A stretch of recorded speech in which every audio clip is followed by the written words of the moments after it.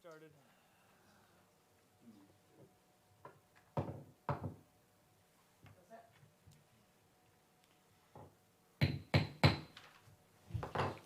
Call to order the September 20th, 2022 meeting of the North Andover Planning Board. Pursuant to Chapter 107 of the Acts of 2022, this meeting of the North Andover Planning Board will be conducted in person and via remote means in accordance with applicable law. Specific information, the general guidelines for remote participation by members of the public and or parties with a right and or requirement to attend this meeting can be found on the town's website at www.northandoverma.gov. For this meeting, in-person attendance of members of the public and board members will be permitted.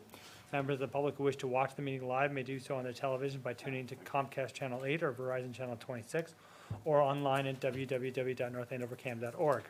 Every effort will be made to ensure the public can adequately access the proceedings in real time by technological means.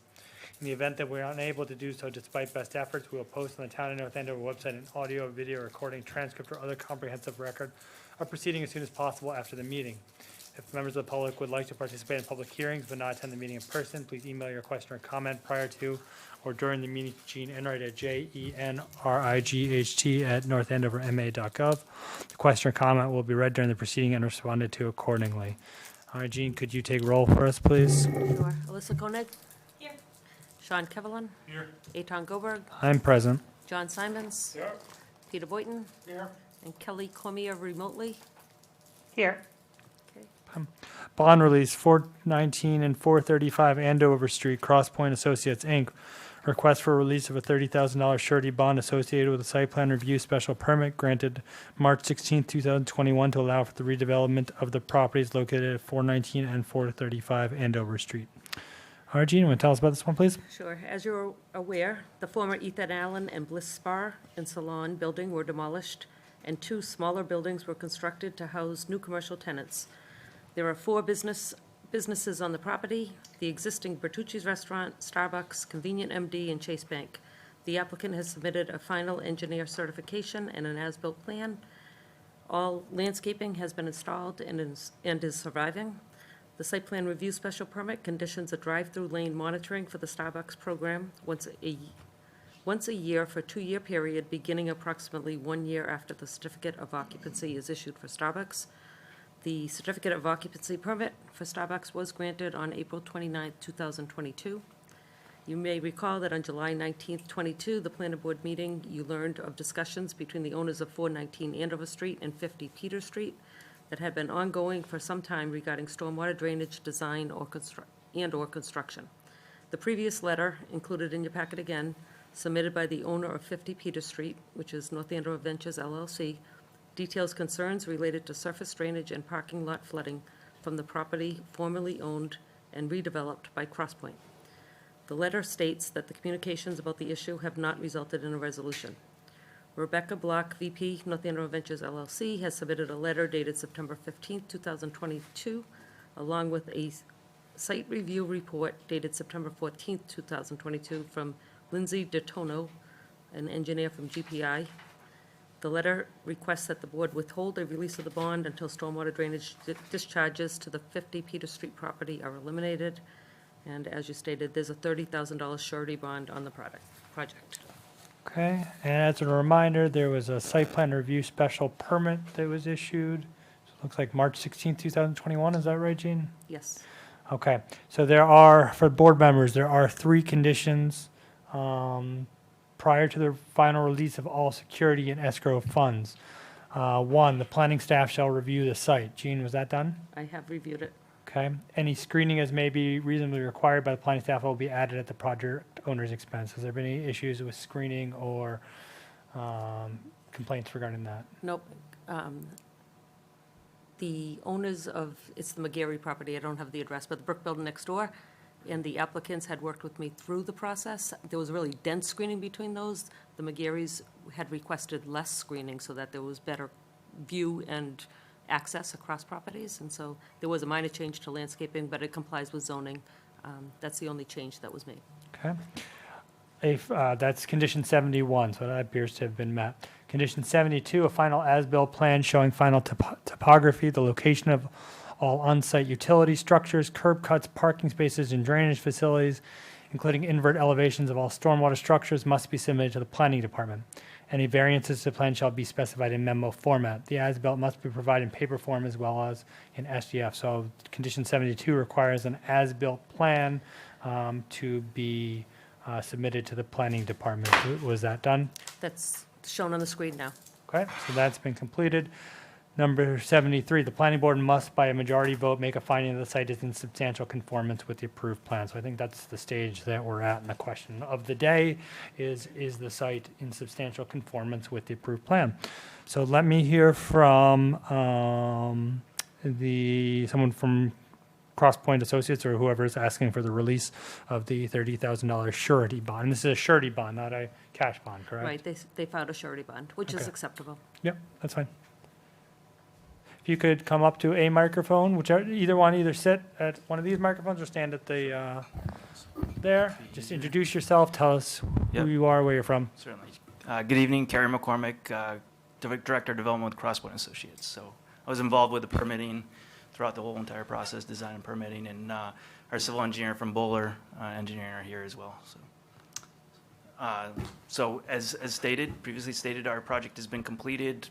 Tenants are open, operating. Landscape is in good form. Parking is operating correctly. And we've reviewed the drainage, and we can acknowledge or address some of the drainage if that is required tonight.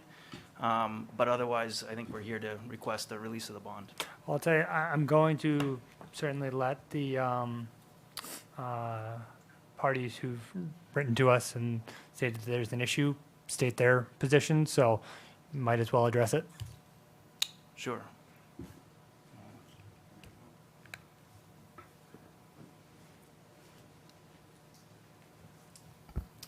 Good evening, Steve Matarano from Bowler. We were the engineers of the project, working through the entitlements and design, and then supporting through construction. And I did see the letter that was received. I believe we got it Friday night.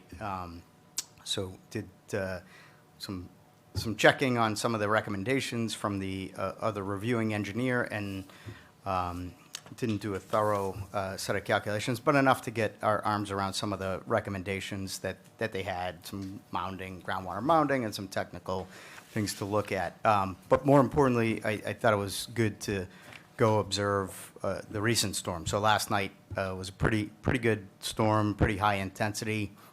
Got a little over a half an inch of rain for the storm, but a bulk of it came down. I think it was somewhere around a 0.3 inches in 1 hour out of that half an inch storm. So pretty intense storm. So wanted to go out this morning and just kind of open some manholes and see what was happening. And our observations were, as we pulled into the property, I was there a little before 7:30 this morning, there was water coming out of the area. It was coming out in a low point right near the entrance by the Burger King, and then there was also water present in the stone, which was our overflow. If the system overtopped, it would come out that stone area as well, which I had been out during other rainstorms and seen that same condition. So what we wanted to do today is investigate where it's coming from. So we started popping manholes. Those areas were very highly saturated down by the parking lot edge. That was not an uncommon occurrence. We saw that pre-construction. It was always a wet area down there, and that's where all the drainage used to go. This is the low point of the Crosspoint property that was redeveloped, and so pre any stormwater, that's where all the stormwater went. So that was not an unusual condition, but wanted to investigate the source of the water. So we went up to the infiltration system, popped some manholes there, and there was no water exiting the infiltration system, meaning it did not fill up. It captured and retained all the water that fell in the parking lot of Crosspoint. So there's no water overtopping that, which I thought was a good sign, right? So the on-site infiltration system is doing its job. It's captured a bunch of water, and it was slowly infiltrating it over time. There's a infiltration catch basin, if you're kind of looking in the back corner of the site, as you get near the I don't know what you call it, the True Value Hardware building down in the back corner of the Crosspoint site. There's a catch basin that catches and then infiltrates, and that, so we was half full of water, and we observed that went down few inches while we were on site. So that seemed to be working properly. And then we went back down and looked at the retaining wall, and there's some weeping holes. So if there was water backing up and filling up on the site behind the retaining wall, it would be present in the weep holes, and those were all dry.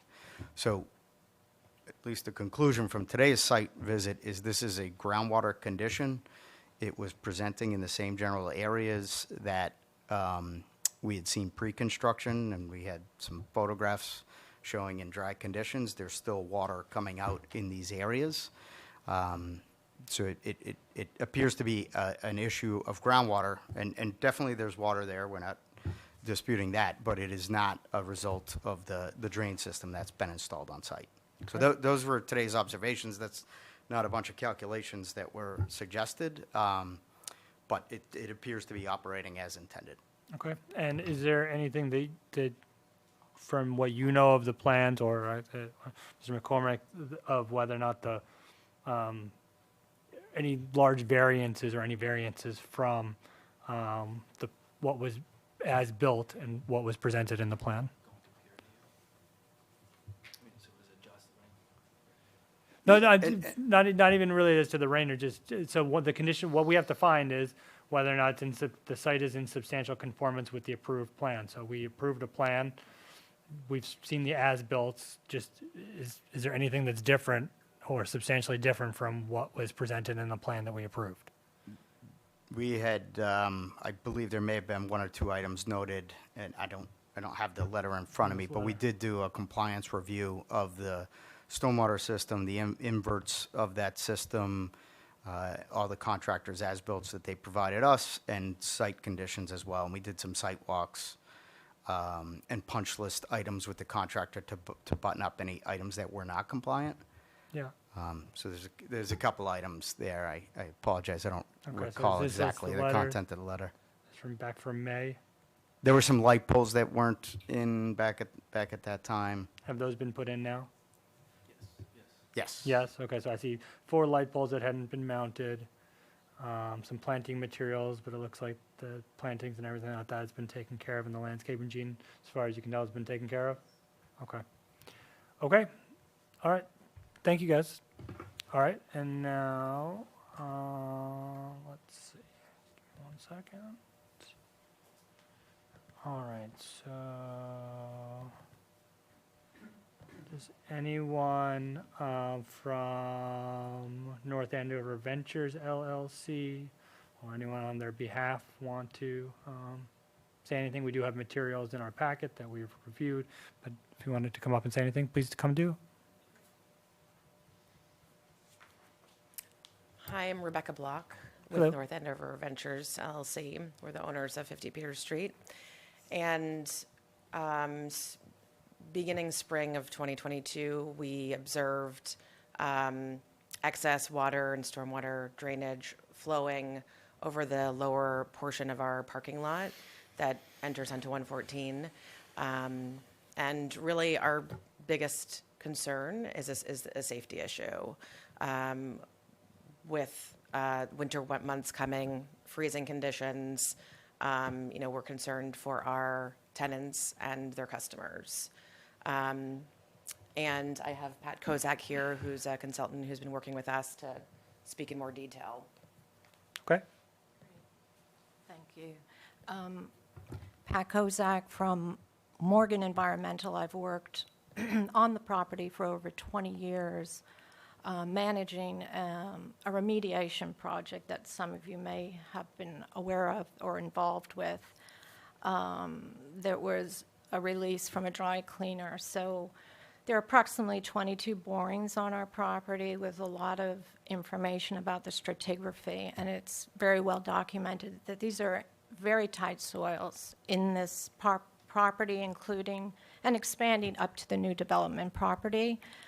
I think my concern is that over the 20 years, we did not see this as a change in storm drainage pattern. I understand the design engineer from Bowler saying that they've submitted the design, their modeling, the calculations. It should have worked. But in fact, I think for a number of the reasons that GPI pointed out in their report, everything from tight soil formation to high water elevation, very fluctuating water table. You have to remember that the average depth to water is 3 to 4 feet. There was one, I would say, major design element that was missing, which is a mounding analysis, which is required when the water table is not 4 feet from the bottom of their chambers or their infiltration trench. Something to note that should have been completed as part of the regulations and as part, I think, of the permitting process itself. But I think putting all the design discussion, and we could go down the path of that, or we could look at the property, the drainage has been diverted to the 50 Peter Street property, and the client is concerned for safety at this point, because the picture that you had up, Jean, was a really good one of the sheeting. This isn't just a wet event after a rainstorm, but if you're looking down towards the Burger King in this particular photo, you can see that at the bottom of the property, it's actually sheet flowing from their infiltration trench across the lower portion of the property. And as you may also know, this entrance from 114, it's very, very popular for truckers or landscapers to come in on that angle, park there, and then run into Burger King. I've witnessed this many, many times over the years. So what we're saying is that as the cold weather is coming, winter with temperatures, this could create quite a safety concern if it's not addressed, and if the drainage is not eliminated from the bottom portion of the parking lot. Now, what we asked, or what Rebecca asked GPI to do, was two things: to identify the source, which they did, I think, a very well job in the report, as well as provide us with two options, two solutions. And what we're hoping is that we can get the communication going with Bowler and Crosspoint and with the town to come up with a solution to eliminate this drainage, because it's not acceptable to divert drainage onto an adjacent property owner, especially to create a safety concern as they have. So that's what our intentions are, and that was the request for withholding the bond, so that we can. I mean, okay, I'm not sure how withholding the bond does any of the things that you're seeking, but we noted. I think it addresses that third element that you were saying, is whether or not their design was flawed. And No, but that's not, so, thank you. okay, I want to ask one Go ahead. question. Surely.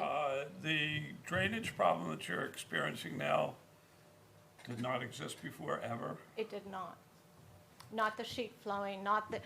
Could you show the video, I think, Jean, where you can actually see the water bubbling out of their infiltration trench, seeping under the curbing? We know the source.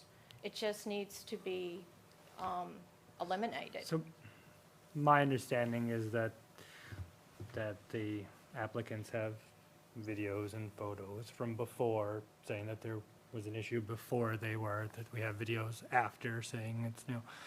I'm not, and we can watch them if people want, but I'm not really sure that the fact finding of the water is really No, is appropriate what I for wanted us. to see was whether it was basically no change from before or not, because in a sense, you could make the argument that if it didn't have the problem before and has a problem now, maybe it's a flaw in the design, maybe it wasn't built the way it was designed. I mean, those are the two possibilities. I don't Yeah, know. But it's my understanding that there's a disagreement about that. yeah, And I fair can just, enough. if I Yeah. could throw in one more thing, which is the retaining wall, and I think it goes to your point. the retaining wall with additional fill behind it has created a barrier and an additional ability for water to collect and have nowhere to go except eventually find a pathway down and underneath this new retaining wall, which, you know, I think it's a combination. I don't think there's any one reason why this system is not operating as it's designed and as it should. You know, as I said, it's very tight soil formation, the water table fluctuates, it's a higher than I think they may have assumed elevation of water. You know, when you're 3 feet below surface, that's a very shallow water table. And looking at boring logs and looking at the test pit and the engineer being concerned with the test pit, the fact that a mounting analysis, I believe, should have definitely been done. Right, so my understanding of what you're saying is that the site seems to have been built in accordance with the plan, but either the plan wasn't done properly, there's sort of been some other testings, or some other items should have been figured out about how the water might relate with the stormwater management plan, and the system would relate with the retaining wall, with the site conditions, with the soil, and that may have led to a different plan. Absolutely. Right. So that all may be true. I don't know. I mean, I think there's conflicting positions about the conditions beforehand. Everyone can sit down if you don't mind. So I think there are conflicting conditions about that. But I don't think it's the issue for the day, because if that's the concern, then it really should have been in a, and I don't want to get too technical on it, but there should have been an appeal of the decision, not a question of the release of the bond, right? So like, if there was an issue with how the studies were done and what studies were done and what the plan was, then that should have all been either addressed as part of the public hearings that we had, the multiple public hearings, as well as, or an appeal of that, not necessarily after the fact. Because honestly, I don't think we have authority to find in this situation that, to make a finding that something was either done improperly or not properly, or open it up to a hearing. I think we're limited to, on paper, our conditions say you have to meet the following 3 things. Did the planning board staff review the site? Yes. Was an as-built provided? Yes. And then is the site in substantial conformance with the plan? With the design, No. with the plan. In substantial conformance with the approved plan. And I guess our position would be it is absolutely not in conformance with the plan. Otherwise, it would be operating properly and they wouldn't be diverting. No, but that's stormwater actually not, onto another property. no, that's not what you said. You said the plan wasn't done properly. And therefore, if it had been taken, you had said that if the pits were done, if they had done different testing, then they would have potentially come up with a different plan. Not that they didn't actually build the plan. They were required to do a mounting analysis. It was not. I'm sorry, Tom, can she go to the microphone, please? No, well, I think, I'm at least done with the back and forth. But I mean, so if people have comments, questions, they can open it up. That's my opinion. We did seek legal guidance as well. So I'd be happy to hear other people's opinions, or we have to take a vote. One, whether or not the site is in substantial conformance with the plan, and then whether or not to release the bond money. So I'd be inclined to do both, but I'd want to hear opinions. Jean, can you review how we know it's in accordance with the plan? We have an engineer certification letter back in May, if I remember correctly, and again for this meeting. And the They're site both visit. in the packet. Can I ask who wrote that certification letter? Sure. Certification letter is from, it's in the packet. It is from,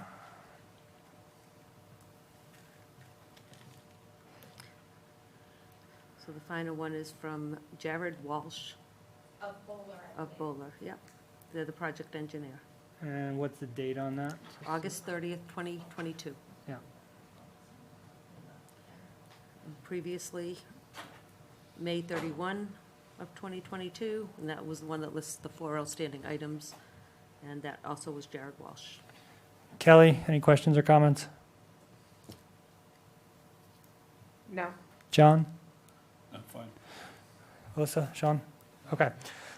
We'll just take a vote then. All right, so I'd ask for a motion for a finding that the site is in substantial conformance with the approved plan. Again, this is all on, whether as built, it's on paper, it's in conformance with the plan. Then we'll take a vote. After that, we'll take a vote on the bond release. I'll make that motion. and Motion. It's obviously based on the certification by the engineer. Okay, motion made? Seconded. We'll do a roll call vote. Kelly is remote. We'll start with you. Kelly? Yes. Alyssa? Yes. I vote yes. John? Yes. Peter?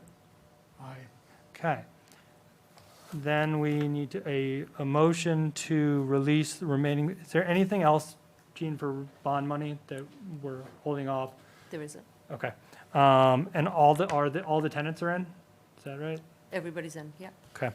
And then last question, And the only outstanding item I had in the staff report is a traffic study of is the due queuing. a year from, I think I said April 29th was the CO date. Yeah. So yes. I haven't noticed any issues. I mean, I I've haven't either. gone by there a couple, Kelly? I've seen some interesting pull-ins and waiting for the drive-through with people cutting off. So I think it will be interesting to see what happens in a year. Okay. Yeah, that whole intersection with the cross. Yes. Yeah, But, I think it definitely warranted a learning curve based on the design Yes. and that. So it could be just a learning curve the first 6 months, I would guess. okay. But yeah, I haven't noticed the queuing, which is good. But I haven't been back since we went back to school and stuff like that. Okay, motion to approve request for release of 30,000 surety bond associated with the site plan review special permit 419 and 435 Andover Street. We get a motion? So moved. Motion made. Can we get a second? Kelly? Yes. Alyssa? Yes. I vote yes. John? Yes. Peter? Aye. All right, that is approved. Okay. Next, discussion items, downtown zoning study, Emily Innes and Associates, presentation of findings, recommendations, and next steps.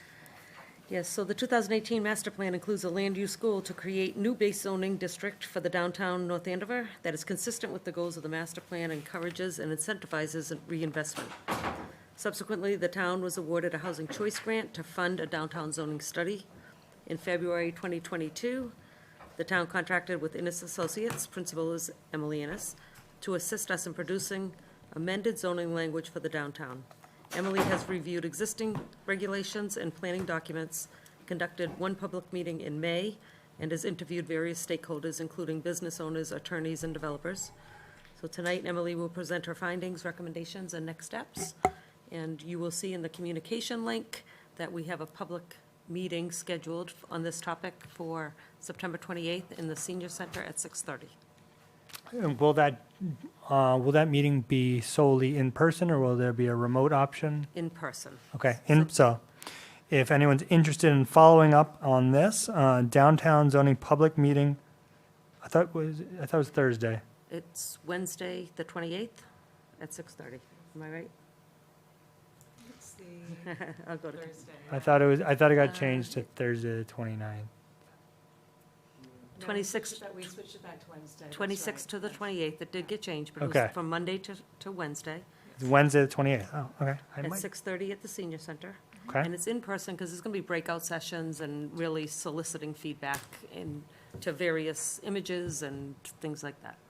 Okay. Okay. Great. Emily, why don't you tell us about the project and some of the findings and recommendations? I think kind of high level, and then just about the project, about the study, and then maybe some kind of into some specifics about the recommendations, I think would be key, and we do have all the materials to look at. I would be happy to. First of all, thank you so much for having me here tonight. I'm really looking forward to giving you this progress update. My name again is Emily Innes. I am the principal of Innes Associates. And Jean gave me a very good overview of where we were coming from at the beginning. I want to just take you through, I know you've had a chance to look at the presentation, so I won't go through every single detail, and there's a lot in there.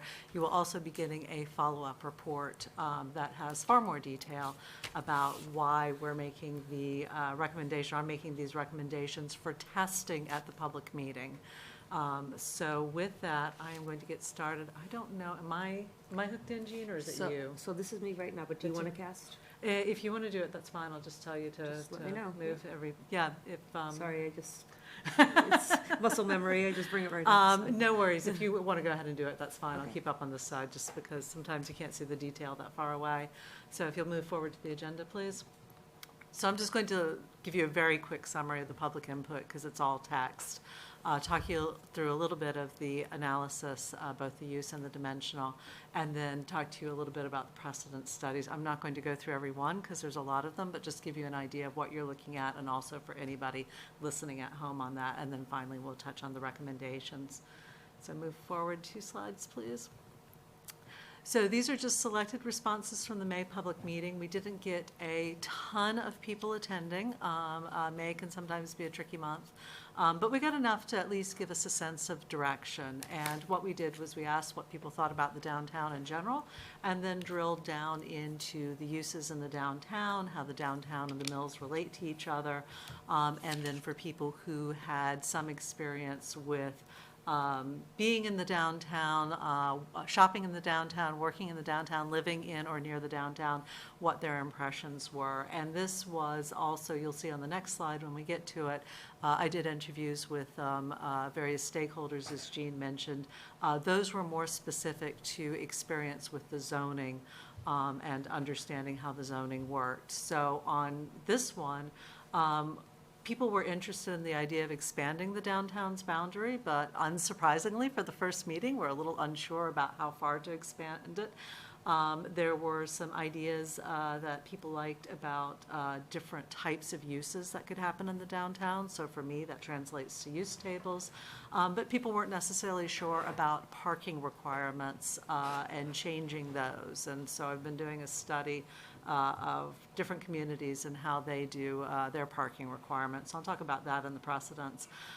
People were also very interested in mixed use, so having commercial on the ground floor and residential above.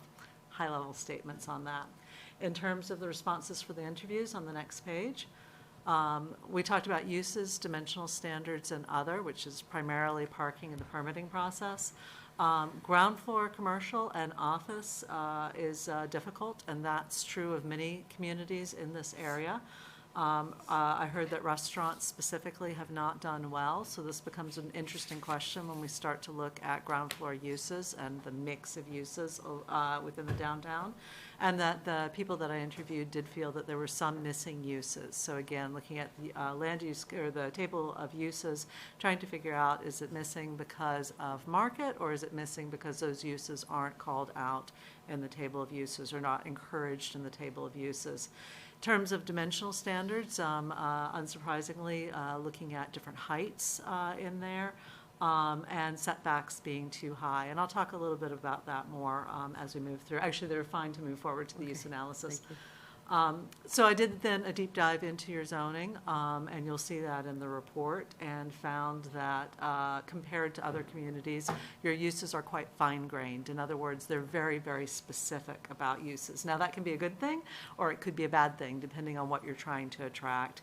And that in some cases, uses are a little bit undefined, and by undefined, I mean they're not actually in your definition section of the zoning, or if they are, they may be called out one way in the table of uses and another way in definitions. This is very common in communities that have changed their zoning over time and haven't necessarily gone back. So it's not something that North Andover should feel bad about. It's just a common thing to not have uses. And I'll give an example that in some of your zoning, and here I'm looking at the Downtown Overlay District, the Historic Mills District, and also all of the underlying base zoning. Some of them think of restaurants as eating and drinking establishments. Some have them as food service establishments, such as full or limited service restaurants. And some have it restaurants, cafes, or other establishments serving food, etc. None of those are actually in your table of definitions or your definition sections. So again, it's trying to figure out who's talking to what in terms of, if I'm a developer, putting on a hat of somebody using the zoning, if I'm coming in, what am I seeing and understanding that I can do with my property? Next slide. So some of that goes into the inconsistency of uses. So, and in this one, I'm just pulling out the downtown overlay and the historic mill area. It's interesting when you look at the underlying districts and the overlay district, what is and isn't allowed depending on where you are. Also quite common for an overlay district, but just in thinking of having a downtown area, what do you want within the downtown, what you do not want in the downtown, and then making sure those things that you do want are allowed and the things that you don't want are fully prohibited. For example, the downtown overlay district has a provision that anything allowed by special permit in the underlying districts is also allowed in the downtown overlay district. That may mean that there are some uses that could, in theory, creep through that you don't actually want to creep through, and that's part of that discussion.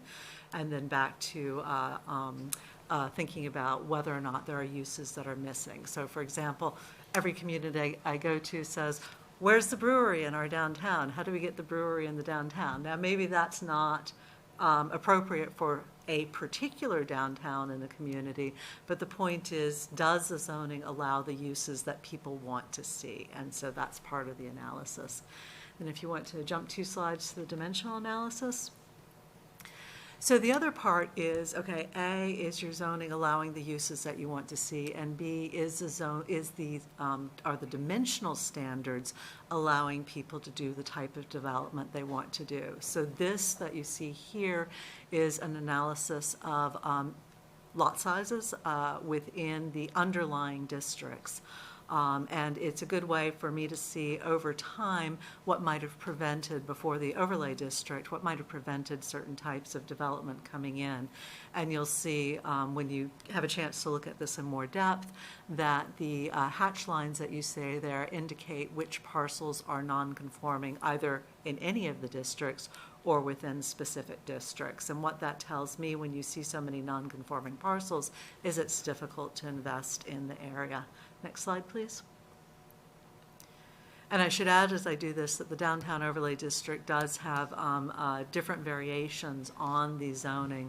But before we get to the overlay district, I also looked at the maximum building envelopes, which is a combination of the footprint of a building and the height of a building. So when you multiply the two of them together, obviously you get the volume of the building, and that's the square footage that allows you to fit commercial or residential.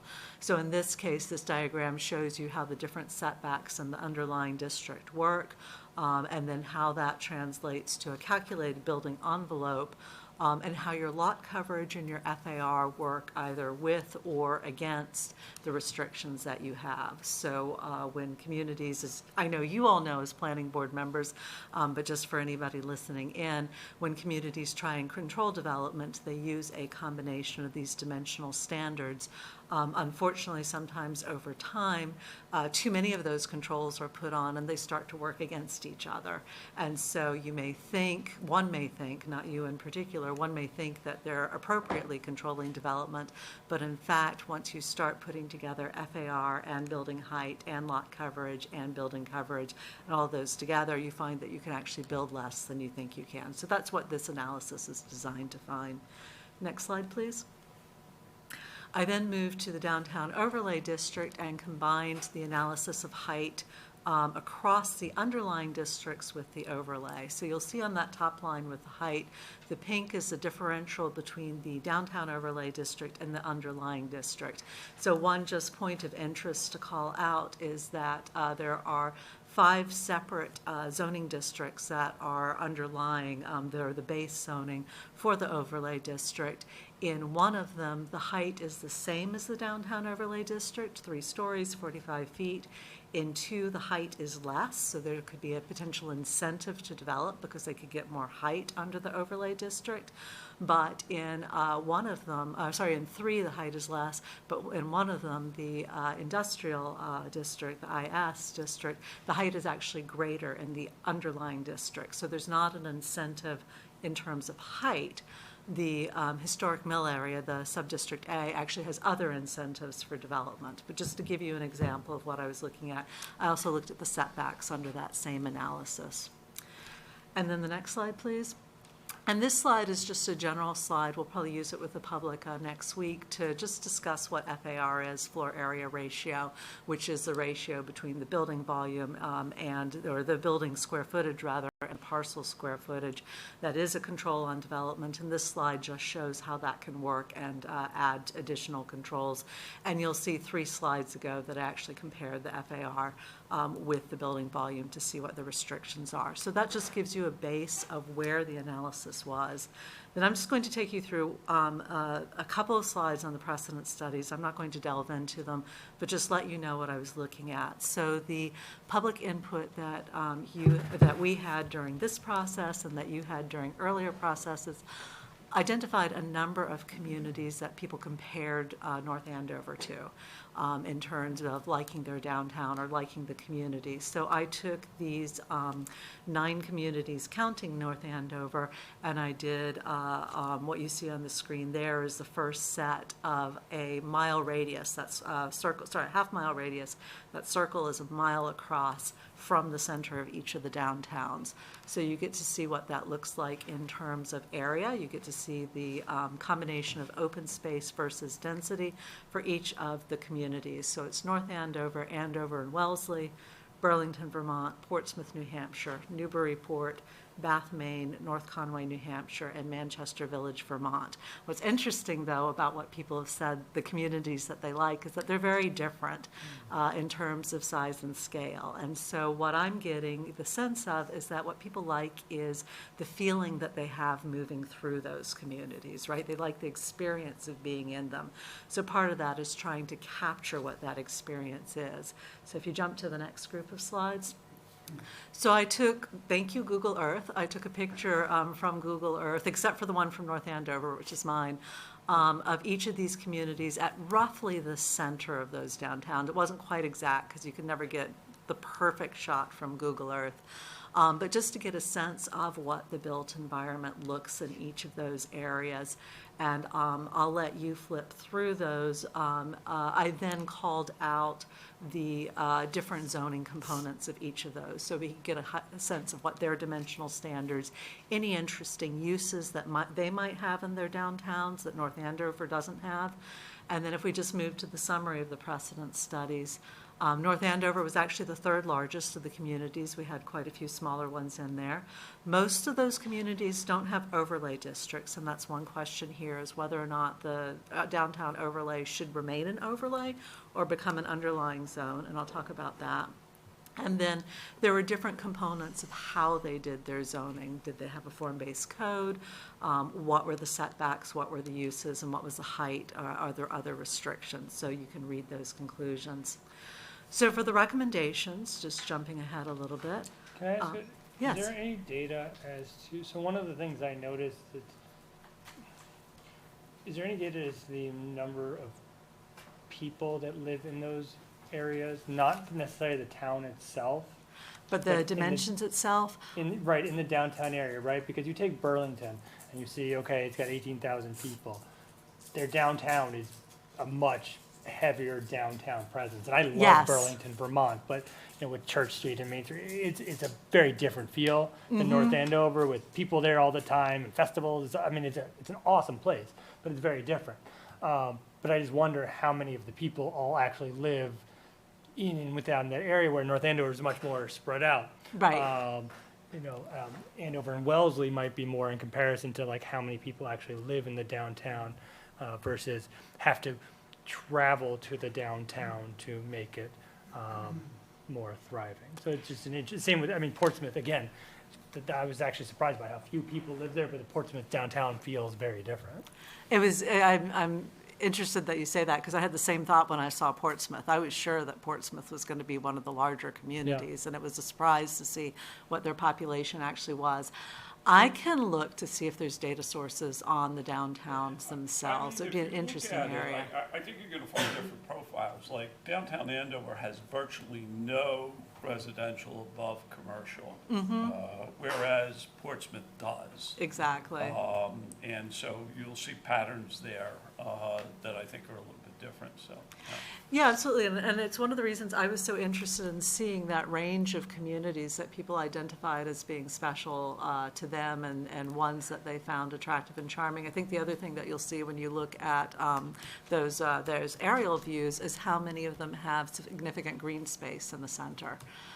Which is obviously different from North Andover. So although I think you've got some possibilities which we could talk about a little bit of in the future, maybe future connections down to the river. And so, but yeah, there are some significant differences in how those communities I'm look. jumping ahead, but it ties to this topic.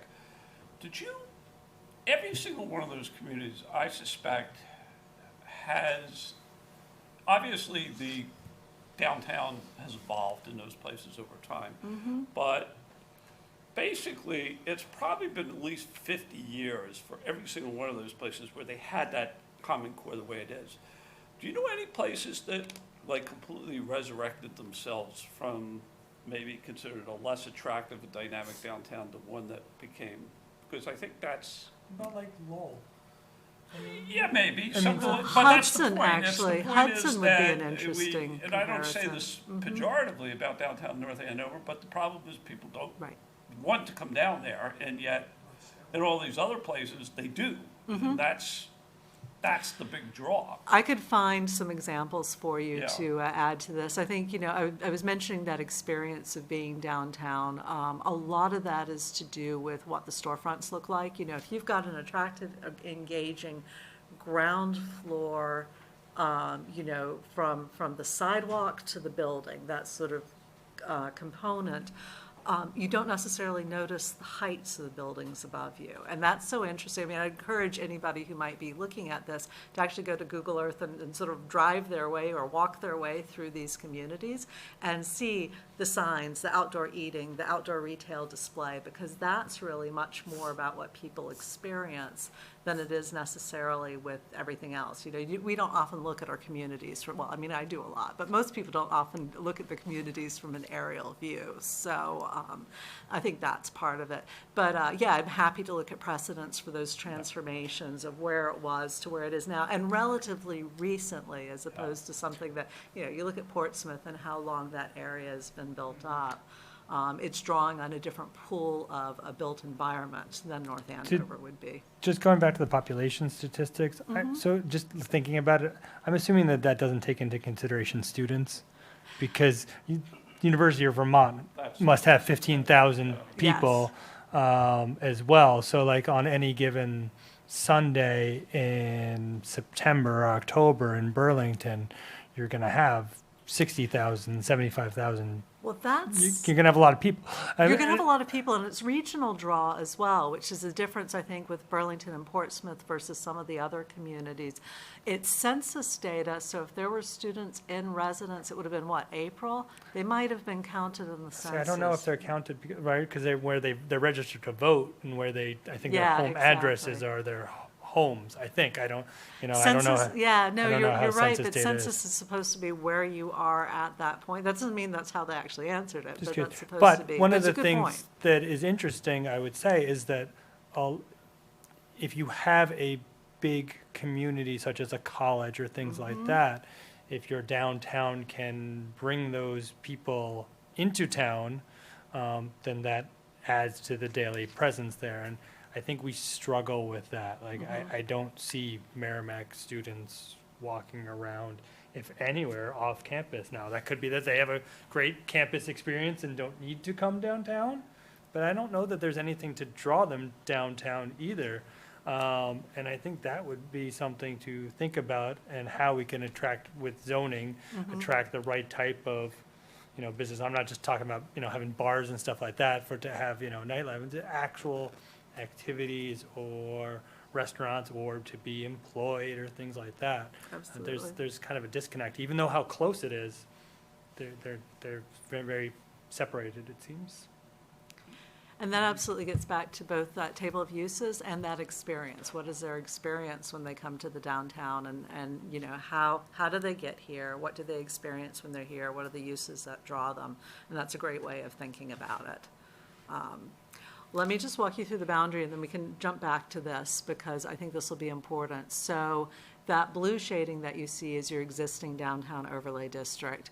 And you see a big red line around it. And it looks probably a little bit scary about expanding a district that much. But Jean, if you'll go to the next page, Jean, please. can you, or can someone orient us where Oh, some of the yeah. boundaries are? If you want to, So dead center is Sutton Pond condominiums with, Yeah. with the two rivers on either side? We need you are here sign. oh, that's a good idea. I didn't think about that. So it extends all the way over to Route 125 and incorporates the Walker Road multifamily housing, the Fountain Drive multifamily kindercare. So all that's within that scope. And then it extends where our downtown doesn't extend now to include Sutton Street to the 495 interchange and up to High Street. Thank you, Jean. It's easier to do that with the mouse than for me Yeah. to sit here. Point my finger right up in that corner. So the next slide, which is pretty much the same map but with more colors. And that might be a good one to point out. So this, you've already have a precedent for a sub-district in the downtown overlay because you've got sub-district A, which is the historic mills. This would introduce more and get back to a little bit more fine grain. So the green area is the proposed downtown sub-district. The blue is the historic mill sub-district, and that's capturing both sides of Water Street with the historic mill housing in there, because that's something that clearly is of value. In fact, I was delighted to see how that's a unique set of housing, and I was really interested in seeing that and figuring out ways of making sure it stays that unique set of housing. And then because you've already got the sort of higher density multifamilies, creating sub-districts around those multifamilies, then the reddish area is the Sutton Street sub-district. We have a little bit of a wrinkle in thinking about that because there are restrictions on height because of the airport. And so still working about what that means where.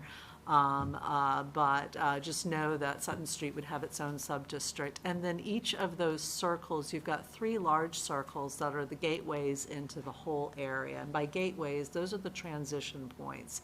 And that can mean a transition point in terms of the public streetscape, so change in materials, lighting, et cetera. But it also can mean a transition point in terms of thinking about how the built environment looks on one side of that gateway and how it looks on the other side of the gateway. And then the 4 smaller circles are kind of your main entry points into the downtown and the historic mills from the rest of the area. So again, is there some sort of transition there, or is there something special there? And that gets into both the dimensional standards, but potentially into the uses, but also into any design guidelines that we might put in here. And you've already got precedents in the zoning for that, so it would be more about, a document that applies to the downtown overlay district, but doesn't really talk about sub-district A. I think it may have been completed before sub-district A was put into place. So that's one of the recommendations, is that should be upgraded for the whole area. So again, we wanted to test this area, interested in your thoughts now or later as you've had a chance to look at it. And then the next slide is just the general recommendations we'd like to test next week. So it's consolidating the uses, defining the appropriate uses by sub-district, thinking about the missing uses, thinking about what should be as of right to encourage development and what still needs to be retained as special permit for those additional controls. Also thinking about design guidelines, which I mentioned already, and then thinking about an increased height in the downtown, increased in the Sutton Street sub-district, putting in a range to test, see what people's thoughts are. And then looking at reduction of the setbacks. One thing you will notice when you look at the precedent studies, the communities I've already looked at, is the majority of them have much smaller setbacks in their downtown than North Andover does. So again, we wanted to test that. And then just thinking about the parking ratios, which look a little high. So as I said, I'm still looking at precedents on that. And then finally, this opportunity to create public space, public gathering space. There isn't a lot in the downtown at the moment. So is there a possibility of granting a bonus? You know, does it remain a 3-story, but it's a 4-story if you give significant public space? That's one way of doing it. Another way is looking at, and this comes to the connection to the Merrimack, Jean mentioned that the downtown would extend where it doesn't now, is over time with new zoning, it's possible those properties could change. Some of them are also in the flood zone, and that could change them. Is there a way of incorporating them in the downtown and then setting up a future that if there is development along there, there's a possibility for town to get an easement for a public path that could be connected along those properties over time? I mean, again, this is a zoning thing, so it's a slow change rather than a fast change, but wanted to put that out as an opportunity with any waterfront property. You know, is there some sort of design guideline or some sort of bonus incentive to get that space for the town and see if that's of interest? So these are very much draft recommendations based on the work done to date, and interested in seeing what the response is from the community, from yourselves, from other people. And then just in terms of the base district or the overlay district, thinking about the pros and cons of, does it become a base district? The underlying zoning goes away. There are, the pro, of course, is there's one set of rules for an area. Because right now there's 2, right? It's the base or it's the overlay. The con is you're going to make some of the properties non-conforming, and how do you deal with that? And there's zoning strategies to do that. And then the overlay district, it already exists, so it's just a matter of tweaking it and expanding it. But you have to have enough of a difference between the base and the final to make it worth using. And that's where we are at the moment, so thank you for your patience. I think one thing that I like to think about when trying to think about how we revitalize the downtown, because it's something that we hear a lot, is trying to look at other places where it's been successful, but also what we've done here in town that's been successful. So like, I feel like the Mill District has been very successful. Yes. Now, we don't want to replicate the Mill District and take that and put it downtown, but what lessons can we learn from how that was done and what is successful about it that we could take to the downtown? So it's got combination of uses, right? Different uses, mixed uses. It's got plenty of parking. It's got housing. It's got restaurants, but it's got people there during the day and then people there also at night, and kind of a good confluence of uses as well. So like, people might be there working during the day and see, okay, hey, I want to go back there or talk about it. And it's just have, and it's got open space, just those kind of different confluences and how we can take that. And Yeah, I think one of the things too with the mills is attractive architecture. That makes a huge difference, and that's, I think, one of the things. If you look at every single one of the other towns you looked at, they basically were blessed with attractive architecture. And I think the North Andover architecture, if you pick on some of like the 60s and 70s buildings that were built downtown, you know, like the 2 banks right at the corner, one of which will probably go away soon, that is not what's going to draw people. So I think we have to look at the kinds of things and how we reconstruct the architecture as well. Yeah, maybe just to build off John's point, if you look at the different towns and the striking thing I found was that you look at North Andover and every other town except North Conway, is North Conway and North Andover the only ones that have exposed utility lines in all those towns. So, I mean, going back to your point before is that, you know, having, you know, a welcoming vibe downtown that makes it a lot easier, I'm sure, to implement some zoning changes and attract businesses. Yeah, and the thing about the sub-district A, the Mill District, one of the things that it has that's really, really useful is that ability to do a master plan for, you know, a combination of sites. That sort of flexibility is extremely helpful when looking at parcel assembly. The lots, obviously, in the downtown area are a lot smaller, and that's part of what that initial analysis was. So it's a little bit trickier to think about, but how do you replicate that level of flexibility while still maintaining appropriate controls? And I think that's going to be the fine balance for the smaller parcels. Okay, great. Thank you very so much. Emily. Thanks. All right, and so actually, we'll, in our discussion item, and shortly, we'll also talk about a Main Street property, which kind of dovetails nicely into our discussion of downtown revitalization. But before that, let's do 170 Salem Street. Fran Murphy, request for determination of insubstantial change to the approved definitive subdivision plan dated March 16, 2009, petitioned by 166 Salem Street Realty Trust. Applicant requests exception from the conditioned installation of a residential fire sprinkler system prior to issuance of a certificate of occupancy. Okay, so, as you said, this subdivision was approved, just over 10 years ago. It's off Salem Street. What I've displayed here is in blue highlight 136 Salem Street and in orange highlight 170 Salem Street. So the subdivision originally came in under 166 Salem Street, which is where my cursor is, if you can see it. So it's the first house on the left. It was a pre-existing house, so that house subdivided and created 2 additional lots.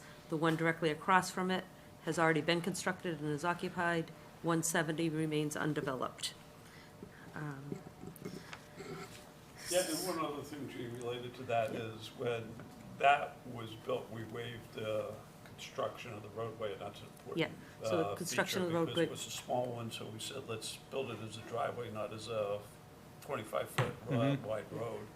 And it's in the so- watershed, so that was a It's in the big watershed, reason yeah. for doing Yeah, that. and it's very beautiful country there too, so that's the reason why we did it that way, and that's Yeah. why we required a sprinkler. Yep, so it started at 18 feet wide, the roadway, and it narrows down to 12 when you get to the driveway for this house. And so, however, so things have changed. That undeveloped lot, 170, remains undeveloped. Fran Murphy would like to purchase and relocate the existing house currently located a couple of parcels away at 136. The assessor's property card has this house having been built in 1845. So this house has already gone through demolition delay. It's been sitting in this condition, so they've well exceeded their 1-year demo delay. Fran's been looking for a lot in town for at least 2 years. I remember at the start of COVID, him calling me, looking for land. And so this has kind of been in the works for some time.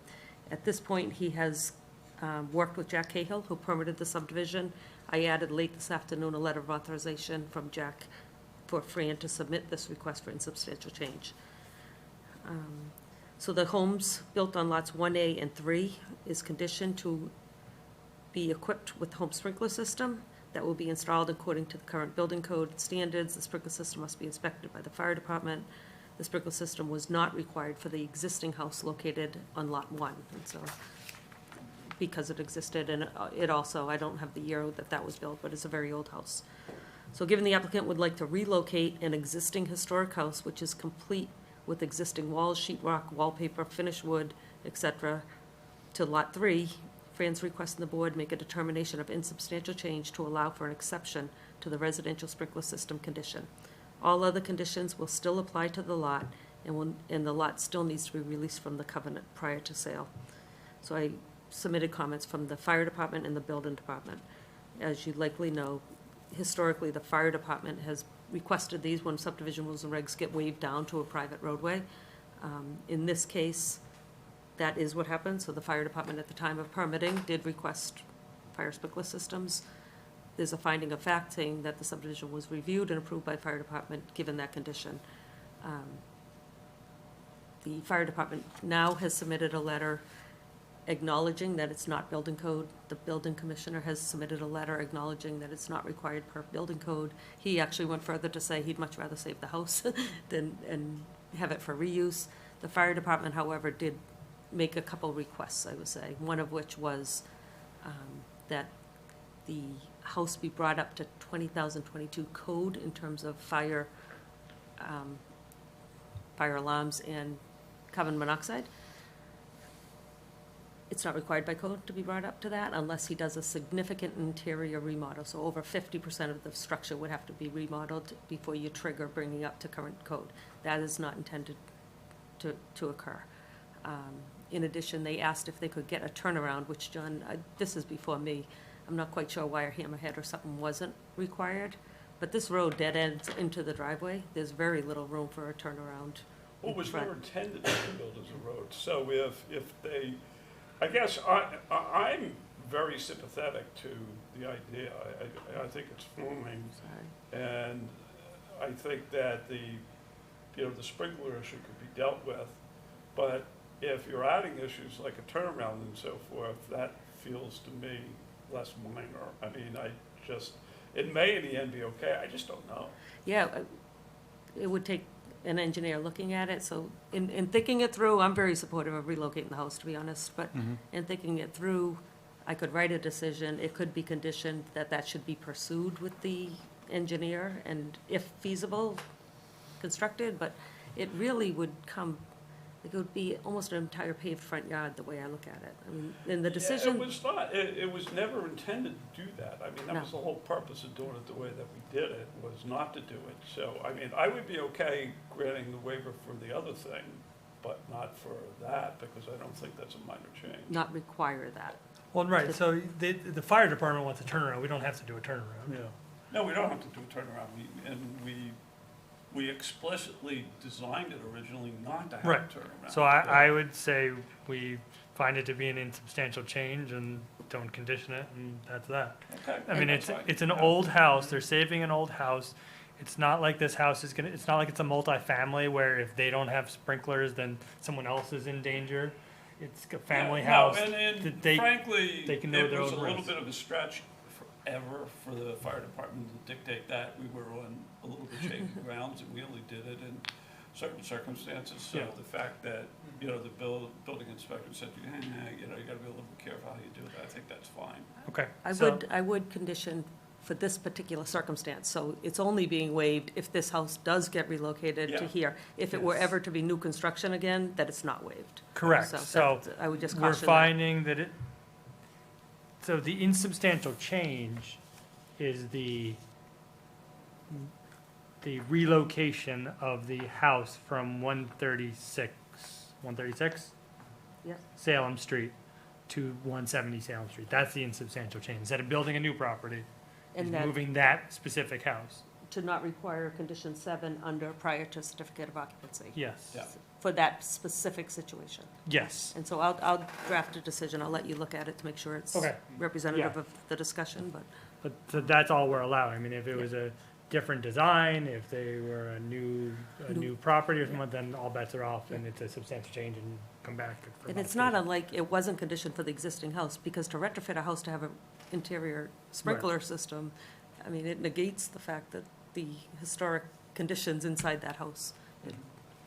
Okay. I think it's great. Good. I just- I'm glad we can hopefully work this out. All right, so can we get a motion to determine that this is an that as presented, that this is an insubstantial change? I'll make such a motion. Motion made. A second? Second. Kelly? Yes.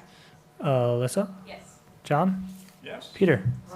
I vote yes. Insubstantial change deemed. Thank you, Jean. Yeah, if you could draft the motion, I'll look, decision, I'll look at it and we can file that.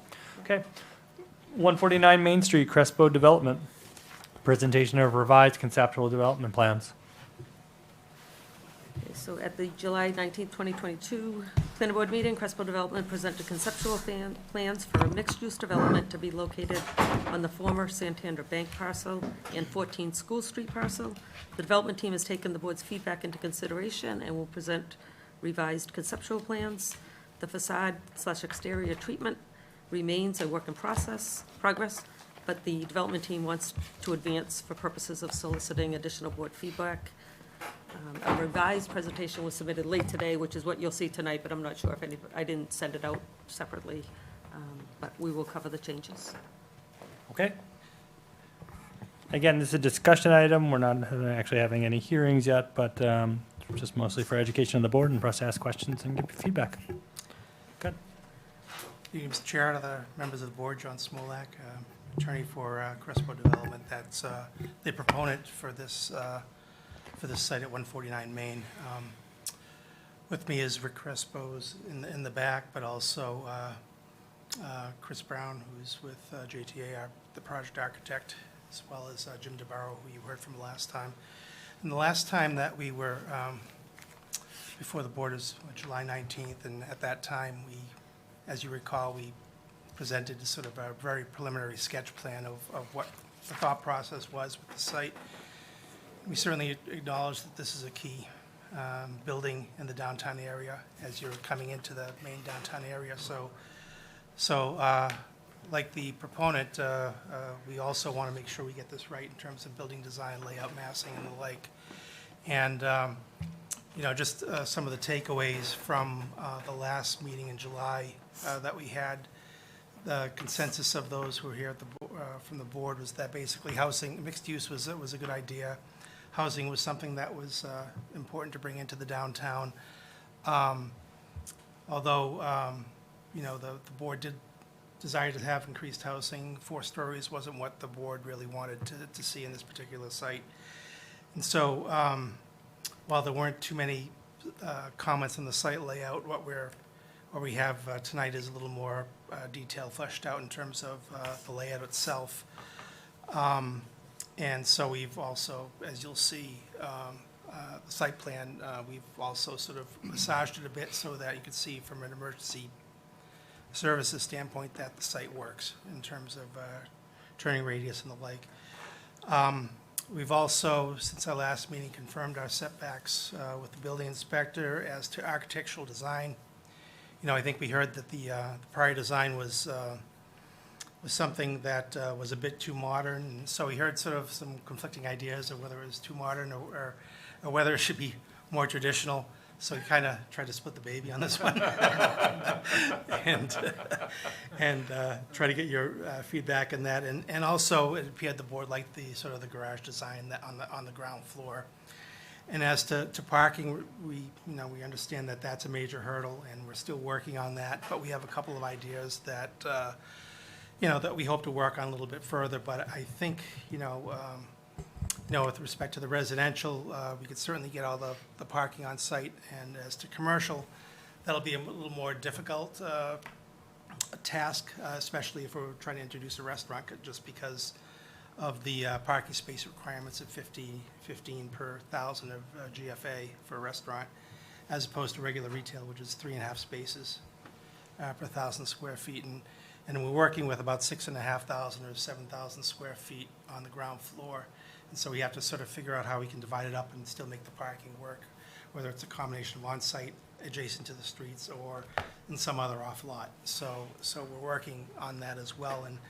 And so, as Gene has indicated, we're just here to try to peel back the architecture again and take another look at it and give you some additional perspectives. We added a bit more definition, and so that's our primary objective tonight, is to get some feedback from the planning board. And I'll just turn the discussion over to Chris Brown. Good? Great, yeah. I'll also say we're standing in for our civil engineer on this one, Frank Holmes with Langen, and Hillary, who also is a Holmes with Langen. So bear with us as we kind of probably botch the whole civil site portion, spoken as an architect. But we can just run through it. We'll list the changes since last time. Before we ever presented, we heard from you guys that 4 stories was out. So it was compressed down to 3.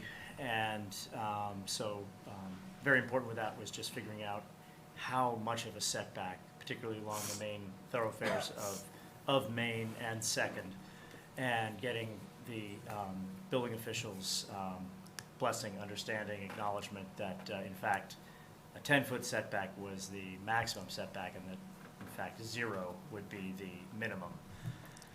We operated off of that and, I'll say, split the baby again and went back about 2 feet from the property line on average. It's actually a little more in a lot of spaces, but at its narrowest, probably 2 feet. So looking at the site, we're 28,000 square feet, and we can hit the next slide probably. Lankin. This is the main civil drawing, which tries to encompass sort of all the key metrics and important pieces of the civil plan, which include, number one, satisfying fire truck access and turning radiuses, which is the large teal-shaped free form running through there. We'd have still have a one-direction parking layout. We've set it up for 90-degree angle parking to sort of optimize and maximize parking capability. And we have tallies coming up on the next page, but effectively, I think we have 42 spaces, of which, 8 or so are tandem, about a dozen underneath the building as well, and then one's opposite. So John kind of led in on parking in terms of balancing the number of units and supporting number of bedrooms per parking places. We're just about in balance. This with also delivering, I think, the handicap parking spots that are required for residential and for a commercial use as well as the van access. In addition, as you enter off of Main, you'll see this in a moment, the way the building is configured, there's sort of a dark line. It's set up for valet drop-off. And at the entry point, you can basically exit your car even when it's raining and stay dry, and wander around to the face of the building, and if you were to arrive by car, and enter either the building or the large single, about 65 to almost 7,000 square foot commercial space. And so we go to the next slide. Could I just mention? Oh, yeah, I'm please. sorry, just one more thing on that Yeah. slide, the civil drawing. If we scroll back, what we've also included in there is sort of the outline of some of the landscaping. And we purposely peeled back the landscaping so you can see the architectural design. But in the front along Main Street, what we've done is we've incorporated the downtown improvement study, the beta group study, proposed wider sidewalks, greenery areas, some traffic calming, street trees and the like, and also along the entrance as you come in on Main Street, you see a green area. You see green areas which are representing screening. That's the screening that's required, and we wanted to be particularly sensitive about screening adjacent to those properties that are zoned R4 that are right up against our property. And so that's another reason why we purposely try to move the building further away from those particular residential uses. So I just wanted to sort of mention that as well. And we do have, we could talk about parking later, but I just wanted to point that out. No, like I said, I would of course botch the civil portion, but an important note, there's a 5-foot green, it's even shown here, thanks to Jim.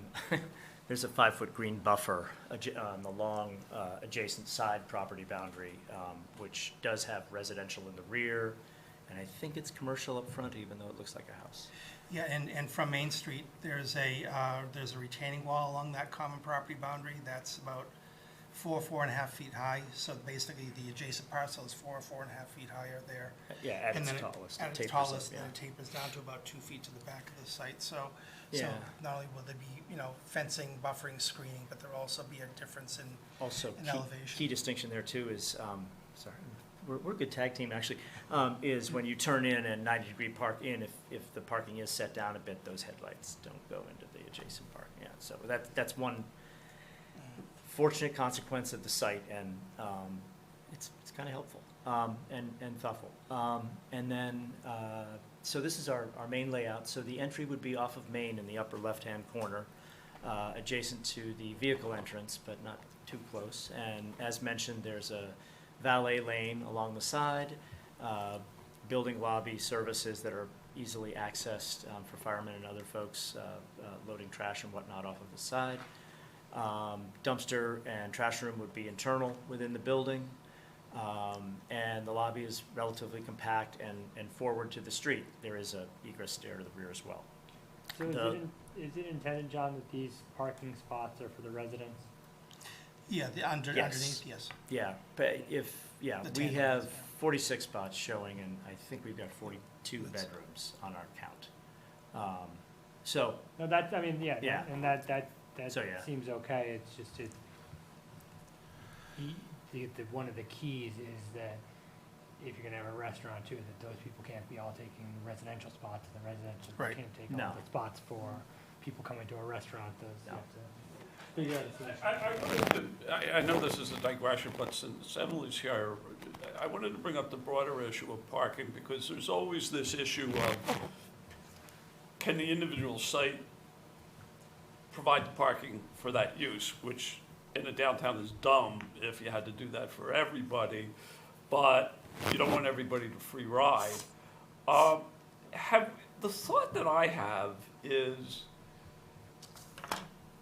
we should do an analysis if the density downtown is, I'm making this up, 3x of what it is today. How much parking would it require, and how can we even go about doing it? And I'm thinking back to Andover, I mean, because I'm in downtown Andover just about every single day, is they have two really big parking lots behind the downtown that basically, except in exceptional times, carries that. And I know our downtown's a little bit different, but we almost, this is where maybe like the economic development site comes in, is that having something like that could potentially springboard a lot of development, at least in my mind. And even just additional signage, like, I don't think people think to go park behind town hall, Yeah, which is very open for much of the, especially evenings, right? yeah.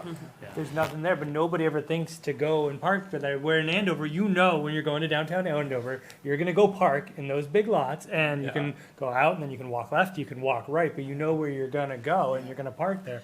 So like, whether it's that lot and then another lot, you know, or some sort of agreement with, you know, again, the church parking lots, there's nothing there at night, especially, coming up with those arrangements so that everybody knows and that there Yeah. are signs and everybody figures that out. So, yeah, I think that's a great point. Yeah, well, just since you opened the issue on parking in this area, well, number one, I think we need to revisit our parking numbers in our zoning bylaw, because I think they're way too high, but, based on what I've seen in other cities and towns, but for this particular property, you know, we have 46 spaces on site. Under the zoning, by special permit, you can count parking spaces within 200 feet of the property boundary, so that adds another 26 or so spaces. In addition, the bylaw provides for the ability for off-lot parking within 500 feet and 600 feet in certain circumstances, but with respect to 500 feet, and Gene mentioned this the other day to me, is that you have the senior center parking lot that's going to be, you know, vacated once the move happens. So that's an opportunity not only for this parcel, but also for other parcels as well. And it's not that you need to have exclusive spaces. Right. I mean, they're used at different times. How do we know with the, you know, the point about being able to count 200 feet from the site? How do we know how many times we've counted those? That's a good question. Many, Many, yeah. Right, they're basically shared. the shared Well- spaces. But you're right, if it's Shared sounds great, but if it's 1,000 times, Warm. right. but Yeah. when you're trying to park, I mean, I think it's a practical question, because Right, I agree. At That's some where I point- think, looking at it the other way of saying, let's assume a certain density in the future, how much parking do we have in aggregate and how much do we need? Right. Is the way that we get at that. And we've done that most recently Yeah. with the Downtown Improvement Master Plan. I mean, capacity is only at about 50% averaged throughout the day. There's peaks in front of Dunkin', in front of Heavenly Donuts in the morning. The post office is pretty busy at different times. But we're at like 50% capacity Yeah. for the past two studies. It's just, are you going to park in front of Pangione Insurance and walk to the post office? People are hesitant to do that, so. But there's going to come a day, you're right, Yeah. there's going to be So- some tripping point that, Well, you hope you reach that. right, Right. certainly. well, what you're saying, the examples of Andover, I get it, but that's at, like you say, in some point in the future, so for the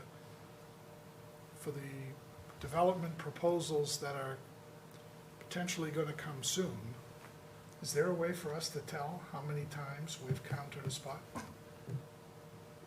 I don't think so. I mean, we can count how many businesses there are, and they all have access to them too. We can certainly do that.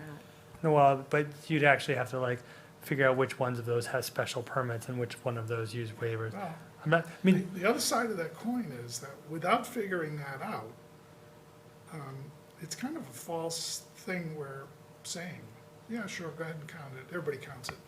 And, I mean, at some point, it's meaningless. But the point, I think, is, two things. One, Chief said it's already 50%, but I think the senior center thing is a big deal, because that's gonna free up a lot of parking. Yeah, well, there'll be another use in the senior center. I mean, the building itself's not going away. There'll be another use. No, it'll that- be another use, but it won't pick up quite the, I think, the amount of traffic that. And it'll be and the times likely will a be municipal better, use, and- so yeah, it's daytime, Yeah. midday use, and yeah. it's practically empty from 4 on, so. No, I mean, Peter has a good point. I mean, just one example of how I've dealt with that in the past, the CVS in Andover, I did the re-permitting for that, and maybe about, 10 years ago now. But what we did is we took a look, did a parking utilization study for those lots that are in the immediate vicinity. And so I don't see a reason why we can't do that. I'm not sure how you address the issue of how many times you use a space to count it towards parking, but Andover seems to have figured it out, and I hate to compare North Andover to Andover. I know not to do that, but. no, but I mean, Right. Peter's point is well taken. I get, it does become sort of like a fiction, but the more important part is how often are they actually being used, right? If 10 businesses count them, but nobody uses it, it doesn't really matter. If two, Part of the point is, do we have any idea? no, well, so we have to, but I mean, Kind of like this That's the study. parking no, yes, so that's what we utilization, need, what we need But- is a but utilization. A utilization that takes into account how many times we think, how many liens there are against any of those spaces within the 200 feet.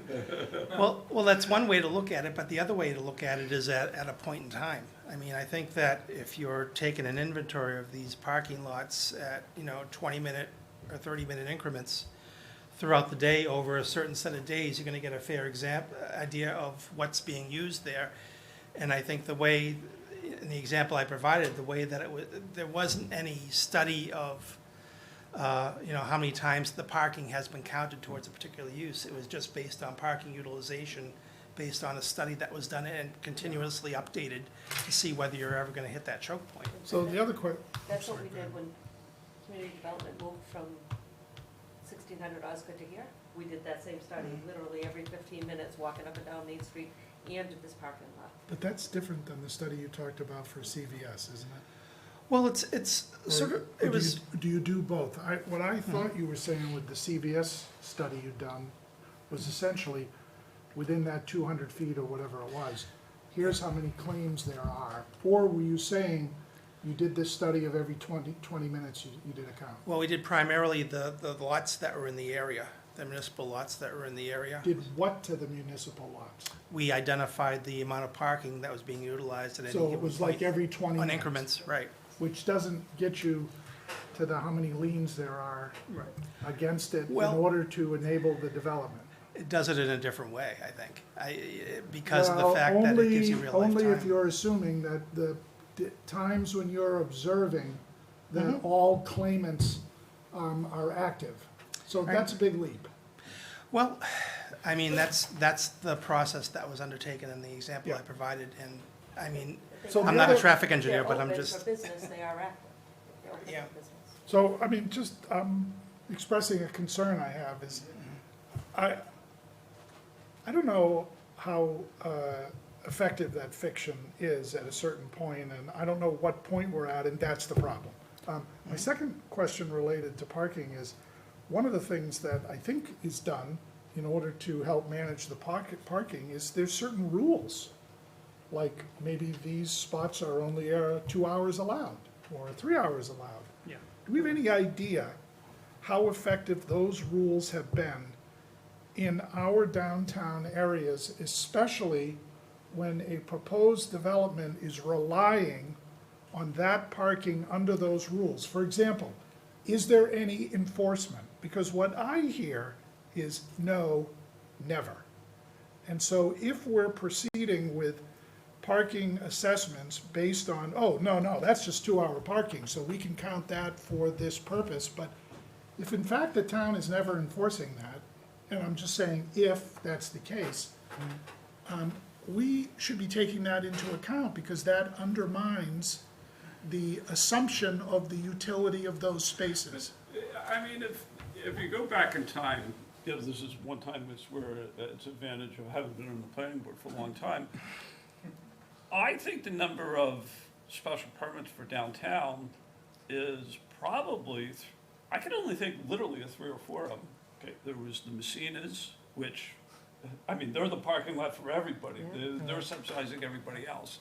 There was a housing project that was, you know, townhouses, but they had all of their own parking within the units. There was, let's see, the apothecary. Brett Street, Brett Street on Main, yep. Right, but they had, that might be the only one where they might have used some of the street space. But they have plenty of parking in the back. And It's they have never plenty of used. parking in the back, yeah, Yeah. so, but they, you know, that was the only one. You might have that- counted This it. kind of gets to what I'm asking, Yeah. but the way we do that is, you know, there's a guy who's been on the board for a long time, who, Yeah. you know, remembers, we're pretty sure, okay, But I think to the point that Gene made is, we may even have some of this stuff already. It seemed that what you do is you take all the uses and even use the existing standards for parking about what is required, and then take that and compare it to how many we actually have, and see if you know, how far off we are. I mean, I don't know what the answer to that would be. But I think Peter raises a good point. I think the issue is that we're not at a crisis point, not even close yet, right? We're using half the parking spaces, but we are at a good point where we can put in the right things going forward, right? Or at least think about, should this be 1 hour parking? Should we be talking about enforcement? If we, let's say there is a new building, that's a good opportunity to actually start enforcement or something. It's something to look at going forward. I think whatever we do right now isn't gonna really have an impact because there's not an issue. But we want there to be, not necessarily an issue, but we want there to be have to have that discussion about what do we do because everyone's coming down. That's the other It side should of be the coin forward of thinking. Why I'm raising this. Yeah. is It may also illuminate opportunities, as, you know, to your point, that there's excess capacity. It may be a better way of articulating that. Yeah. Anyway, that's So it's just, something we should think about as we move forward of, you know, like for a concept like this, residential parking only versus, you know, at a restaurant, you may have 2 hour or 1 hour, depending on what type of restaurant it is, or depending on the hours, you maybe have 30 minutes or, To help prove your point, you deliver 42 bedrooms, what's that, maybe 60 folks, who would never need to get in the car and take a parking place within 6 blocks of here because they would walk, because they're here already. So you just added 60 some odd folks. and hopefully the people that With we're economic adding already at benefit Avalon and without places. a parking burden. Anyway, Okay, one way of thinking of it. And just quickly, just to get to Peter's point too, in terms of enforcement, I mean, one example is East and West Mill, I mean, along High Street. And no one complains until people are, you know, exceeding a 2 hour minimum, and then the police come and they enforce. That's And they enforced. ticket. Water Street and High Street, Yeah, there is noticeable enforcement. Water Street Yeah. and High Street. So it does happen when there's, you know, when you're getting closer to, you know, more conflict, but, so that has worked. I mean, I've been the unfortunate beneficiary of parking ticket, but, so it does happen. So, but beyond that. Yeah, I promised to get back to this building, but to speak to what John was saying, you know, one of the fundamental new urbanist principles is, particularly in a commuter town, if there's a place where the train is located, put the parking garage however many blocks, safe walking distance away, and then that main street that they walk will become the urbanity, you know, village urbanity. It's a real practice principle of new urbanism. So getting to this one, the second and third floor layouts deliver, well, overall, they stack, so there are 12 units on each floor, 24 total, and those comprise 14 two-bedrooms, or I should say 2 3-bedrooms, 14 two-bedrooms, 6 one-bedrooms, and 2 studios. I just doubled those numbers. It's an easy way to do it. But 12 units is actually feasible, and the units are nice. Half of them have recessed balcony spaces, so they have internal outdoor space exclusive to their unit. The other half, the hope is to incorporate a roof deck in some area. We did not include a roof plan, I don't think, so we're still in debate where that might ultimately land. And you folks are aware that under our new inclusionary zoning, that at least 3 of these would have to be affordable units? Yes, absolutely. And there are potential bonuses and things like that to look at, depending on what you do there. Yep. And we also have, the handicapped capability to have accessible units. If you give us more parking, we'll be happy to utilize that Hey, man, bonus. we gave a lot of handicap spots. It was awesome, enough for the commercial too, which wants to be close. All right. Which actually is great. Let's see if And then here's the fun part.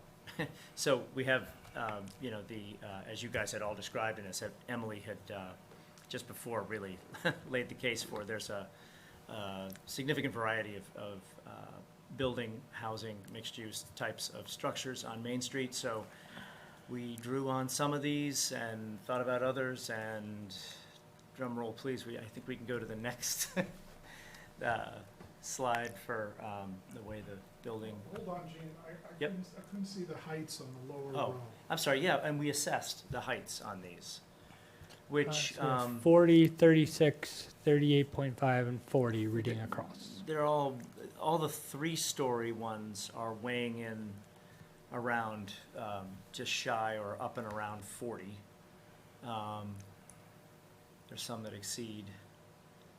The church across the way is a tall structure, but also obviously has a steeple, so that kind of doesn't, the steeple height doesn't count. What did you mean by you assess the heights? How'd you do that? We actually had Langen, our civil engineer, went down and measured. Yeah, No, so it was good. These are all the it was these are all John's suggestion. surveyed building heights. We've done that in the past on other projects, but I thought it'd be helpful just to get an idea of what we're dealing with in terms of the various heights. Yeah. And the zoning does allow you to go up to 45 feet, but under the overlay district, but not 4 stories. So that's what we have. And so being super conscious of the height, we went ahead and pursued a mansard roof design for the 3rd level, which has a pronounced cornice, which really it's the old French trick of the top level is actually habitable space, but it's supposed to be disguised like a roof. And it brings a cornice line down right at the, over the window heads at the 2nd level. So it has that kind of 2.5-story feel, even though it's 3. And these are just some views. This is from the Main Street and 2nd Street corner. The massing of the building's broken up along 2nd Street with some recesses, so it's not a endless long line, and has some breaks, which actually are part of the outdoor space for some of the units. Along 2nd Street and principally throughout Maine, we have sort of inviting open retail space. Ideally, this would be a single restaurant use and with operable doors and immediate access outward to the sidewalk. If I could just mention just one thing about it is that, we're not 100% in terms of the exterior. I mean, we're looking for the board's input. This shows it as an all brick. I'm not sure we would go with that direction. I think you'll see some other diagrams or elevations concerning that, but, it could be a darker, it could be a lighter. Yeah. We're trying to match it up with what on height. Yeah, exactly. A good point. Yeah, we're always. Do you want input now, or you want to keep going? Yeah, we can keep going. It's a good point. For instance, we don't have the detail of lintels of a different soldier coursing type, or it looks pretty. The elevations look relatively flat, so to speak, but they just give you the idea of the massing, use of materials along 2nd and Main, particularly at the retail locations. It is all brick and sort of open to underneath to go inside out. On the left-hand side, the building's canted away a little so that it immediately addresses the street from the, is it Water Street? Water Street? That's Main and Water, yeah, Water, at the corner. that comes up and intersects with Main at that point. So it sort of turns itself to complete that street and front it. And it would be more of a panel and clad structure, and we can keep, or portion. So the importance there being that it's a little distinctive from the more commercial side because it is different. It's the actual entry point for the residences, and could also be an entry point for the commercial space. So I want to make sure I understand what you're saying, if you could go back to that. Yeah, does this help this one more or not? First, I heard John say, just want you to know, we haven't decided whether or not it's going to be brick. And then right after that, you said, and this is brick. So which is it? Well, that's what we're showing. All right, I mean, let me yeah, modify that. Yeah. We're showing brick. What does that mean? Just in this picture, but don't count on it? No, we're asking for the board's No, feedback. we're asking for your Yeah. opinion. That's all. And this is, we're just showing We'd love an to have example. Okay. So, Um, that's all. However, as the building, you can go to, sorry. The next slide, I think, might be a better angle, actually, to kind of explain what I'm trying to talk about, sorry. It helps break up the massing, obviously, when you have different materials in play. You'll note along the driveway edge, we park underneath, so going through the effort of elevating brick in sort of an unnatural, non-bearing wall condition didn't make sense there, so we brought it forward, and more importantly, I think it kind of completes the sort of residential, more private driveway side of things. Would this underneath parking be kind of sort of like the unit at Stevens Corner? Yeah, that Stevens Corner is a little bit deeper. I mean, I think it goes 2 or 3 or 4 underneath, but this This is goes 1 or 2? two. Two. 2 in most Mostly, circumstances. yeah, I Okay. think 8 of them are 2 and 3 of them. But in the four sense are that just one. it's open, there's no garage door, No garage door, Yeah. open. so in that sense, it's similar to what's there. Is that right? But better looking than that. But also, in terms of the residential, the side that faces the residential side, again, we're 4 feet lower than the adjacent residential, so beyond that, you'll have fencing and you'll have screening as That well. shows it a little better. But that's a So- better, 4 feet lower than the adjacent residential at where the- the insurance is? no, where they're, between the insurance and the site, there are 2 residential, single-family residentials, One on Main Street and one behind it. stacked right behind the other. Yeah. Are the residential you're talking about the ones that are directly across from the church on Main Street? Well, there's, The Yes, church on the corner on the point? Yes, yes. directly across. Okay. There's a crosswalk Yeah. right to the Yes. frontage of this house. heading to the site, you have the condominiums, and then you have Foster Sullivan, and then you Yes. have the stacked residential buildings, right, one behind the other, that you never really notice until you actually look in that area as you're driving by. Thanks. And so this is, I can't remember if we have one more slide or not, I don't think so. You probably know more than I do. But this is just a look at the massing and, some of the ideas. We heard a lot about the heights. We tried to bring it down with this cornice and mansard around most of the building, and yet still give it that commercial retail feel at the ground level. And let's go for it. Is there one more? Chris? So why don't we get Yes, some, that's it. why don't we get some comments? Yeah. So, am I correct? I wasn't at the last meeting, but I did review the tape. This is a pretty different look of the outside of the building compared to last time. We've done a little more work. Yeah. Yeah, Would you And, agree with but that? Oh, yeah. we heard your feedback Yeah. too from the last meeting, and so this is reflected in the result. anyone? John? Sean? No, go ahead, Sean. Yeah, actually, quick question. So the mansard roof, is there any other properties on Main Street that have the same style roof? I'm just trying to understand how it fits in. I know it's a little bit of a mix. It's sort of a traditional Yeah. mill housing approach. I don't know that there's such a There is. different variety on Main Street that we don't have one placeholder that we can, put an earmark on. But it's a common, it's commonly used in New England. The concern that we had was massing and height, and so with a pitched roof, obviously, you're gonna be a lot higher potentially, and so we thought with the mansard, it would, as was discussed, is bring that massing down a little bit, and try, I mean, there's nothing in the downtown area that has a consistent look, as you know.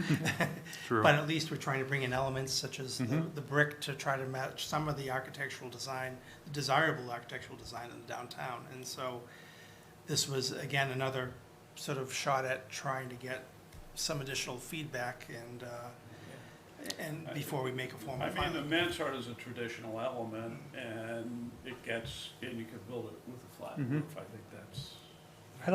I like the combination. I like that it's like, it says to me that it is mixed use, right? It's like we're combining things, we're making residential, but we're also making a restaurant, but we're putting it in the downtown. I mean, I think sometimes when you try to please too many people, it doesn't work. Yeah. But I like this. I think this works. Well, we worked very hard from the comments to try to break up the massing a bit, and so it's Yeah, I not- like how it's like there are different kind of like levels and jutting out points and stuff like that. That it's not just one straight facade. Yep. It's got, I don't know, I feel like it's got like spirit to it, that it's interesting. Okay. Anyone else? Alyssa? Kelly? Question, just the balcony there at the front, is that residents' balconies? Is there planning on being like restrictions of what to put out there and what that can look like from people out on the street seeing it? That's a topic of hot debate in Yeah, the office. okay. It really just emerged as it started as a canopy to help with the entry, so you could shake off your umbrella during the downpour before entering the building.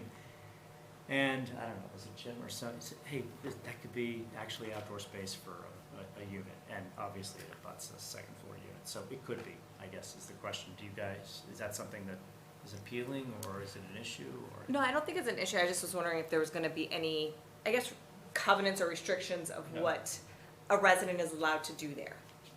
Hang your laundry or something. Right? How did I think that was gonna come up? We were anticipating, yeah, exactly, laundry and a hot tub, and, no. I like it. Yeah. Well, yeah, and the other piece is that you Planning don't see board's the- hot tub. There'd obviously be the management restrictions and so on, but the other piece is that we haven't incorporated any street furniture or landscaping and so on that'll liven this up a bit and to make it much more attractive from the front facade piece. And, you see we've built in sort of the master plan pieces of curbing in the front, and obviously that need to be dressed up as well to sort of make it evolve. To your point earlier, John, about like the downtowns, something like this seems interesting and lively and not just the same as everything else. And it's something that I'd be like, oh yeah, cool, I want to go sit outside. Maybe even it has like a name or something, somehow gets identified as something. But you're going to know which building it is, and you're like, all right, I'm going to go sit at the cafe there or the restaurant and sit outside or something like that. It could be something, especially at the top, or as we're discussing where the downtown goes to, but at the kind of current, at least top of the downtown, as a way kind of like drive you in and be like, hey, this is kind of cool. And it's different and it's unique. So I like that aspect to it. And then it adds housing. Like you said, there's 60 people right there. And then you get some people from Avalon and you get some people from Sutton Street, if we can bring them up and stuff like that to congregate and buy things. And That was the hope.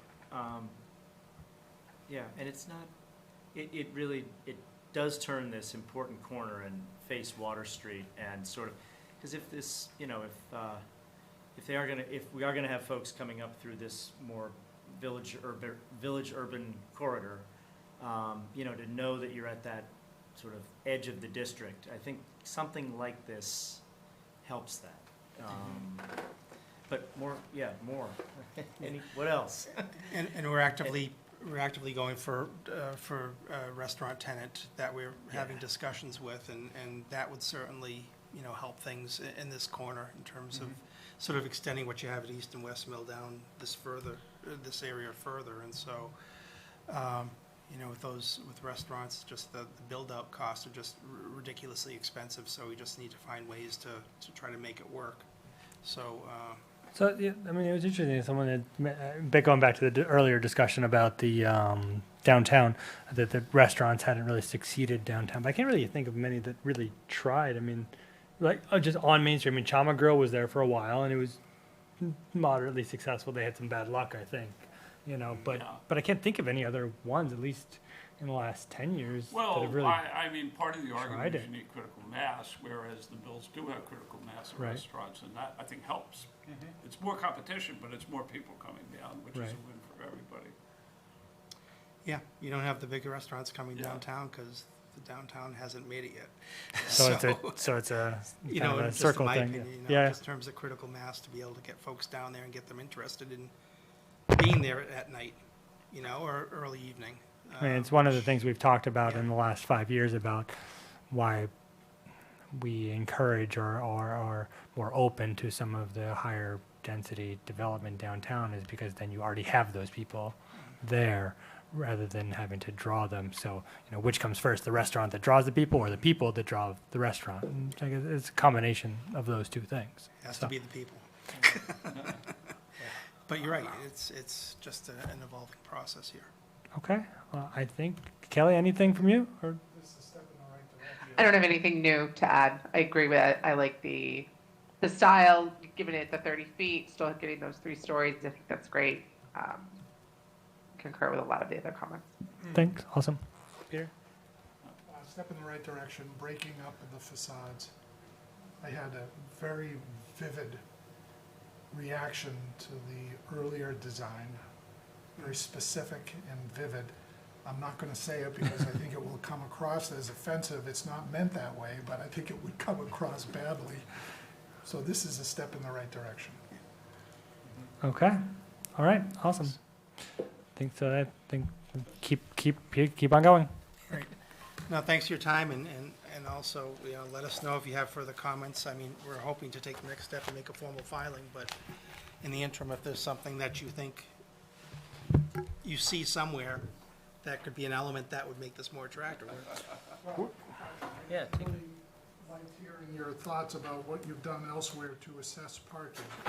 For me, that remains important. I've heard Yeah. people say, oh, we're only at half capacity. I Yeah. really hope to see something that is really bringing a functional look at how we're managing shared parking. So, If this is going to depend on that for qualifying. right, or especially if you're seeking any sort of parking waivers or something like that, Yes. data will be essential. And also in terms of site plan review, right? Like, do you have enough, are in the right places, how many are we using for shared? So come with that data. I think you guys are in the right direction. Just come with data so that we don't send you back. And just to note on the parking, speak for Langen's, You gotta come up. just to speak for Langen on Langen's behalf here. They're also planning on doing a parking study that will happen starting with the schools that are open, St. Mike's up the street. Make sure it's done at like the busiest time that we could possibly look at parking to help get a better sense of the idea for parking in So the downtown. reason I'm raising this, thank you, is Yeah. I think there's very not insignificant degree of skepticism about parking and the impact this will have. So in my mind, this is not about doing a good sales job on parking. That's my opinion. I think that will not work. This is about coming up with a very thoughtful way to examine parking and how this could qualify, helping people understand what the actual impacts would be. Also, I just think I'm just saying, I think this is a hot button. So I think this should not be trifled with. Also what the actual, on the ground current situation is, because I think we think of what parking is, but to Gene's point, I don't think people actually, like, when you go and you don't find a spot, you're like, oh, parking's terrible. Correct. But we need the actual data. Is it terrible? Is it only at 8:30 in the morning And that it's here's terrible? the dilemma. Right? You can't tell me, I was there. Right. I couldn't get Right, parking. Right. Yeah, no, you're exactly Now, right. You're look, true. if you do a It's true. thoughtful analysis, you can point out, yes, at the moment you were there, you didn't have parking. Here's the full situation, because part of the comeback's gonna be, well, that's the time of day everybody's trying to find parking. So Right. what good does it do if you're telling me that there's extra spaces at 2:30 in the morning? I'm just saying, I think there's real skepticism, so, the correct approach in my mind is to do very thoughtful, very transparent, very open, understandable assessment of what we have and what the impacts will be. No, that's fair enough, and that's what we plan to do. We plan to take the inventory at certain hours of the day, Yeah. and we'll, once we're getting close to finalizing the study, maybe we'll speak with Gene and talk about the traffic peer review consultant and make sure we have a scope that we agree to in terms of what And- needs to be done. Just so that I can get it off my chest that I've adequately expressed what I'm trying to say here is that, I mean, I think perhaps in the past with others, I may have had the impression that, you know, we were dealing with sales jobs on, oh, this is gonna work great. I just think it's a terrible approach. And I think this will be much more helpful if instead of that approach, making it as slick as it can be slick, it's thoughtful, transparent, points out, look, this is what we have, these are the impacts. Yeah, there's some impacts here. Yeah. Here's the highs, here's the lows. Here's why, when you couldn't find that parking spot, it doesn't mean that there's no capacity. What we're gonna do is match up our uses to what we think our projected usage would be for our particular property. You know, if we have a restaurant use, it's gonna be probably later in the day, and when downtown becomes a ghost town. But I get your point. And, you know, Certainly, the we're gonna other- back it up with data. The other dilemma here is, it's one thing for you to lay out, look, here's our property. But all the people that are going downtown and using it are dealing with parking situations that are being used by multiple users. So if the answer is, well, we don't know about that, but we're fine here. And I'm not saying that you're responsible for the whole downtown, but I think it's part of the very healthy skepticism that will be associated with this. It's just a reality. So how do you deal with that with your piece? Great. Anyway. Okay. All Awesome. right, fine, fine. You're excused. Are you done now? Well, I could go on, Thank you, everyone. No, seriously. but We'll, we're getting to the good stuff here. All right. Jean's doing this to get me to shut up, because she knows I like I this. need that Academy Awards music. Okay, thank you guys. Communications Annual Lake Cleanup Day. Who wants to talk about Annual Lake Cleanup Day? So it has been scheduled for October 1st, and the meeting place is the Stevens Pond parking lot. It is scheduled to run from approximately 9:30 to 11:30.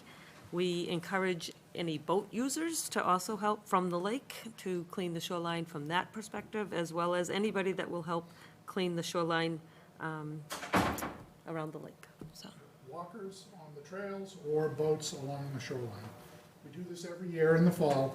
This year, we purposely scheduled it to try to get it before the leaves fall, because our data shows that if we wait until the leaves fall to do the trash pickup, we can't see the trash. It's a very critical study over many, many years. Yes, yes. I want the data. Data. We called it the Maple Oak Study. Yes. Okay. The turnout's been great, actually. It has Yeah. grown every year It's a since good- it's a I've been really involved great with it. day. So we appreciate that. And the other announcement was referenced earlier today, that there's a downtown zoning study scheduled for Wednesday, 9/28 at 6:30. It'll be held in the senior center. It is in person because we hope for it to be interactive and actually post-it notes, poster boards, things like that. In terms of attendance. I hope, given the sentiment on housing and development in town, and zoning is what is gonna inform the future, I hope to have a lot. Realistically, I hope for 30 to attend, so. Is it going to be all the usual suspects?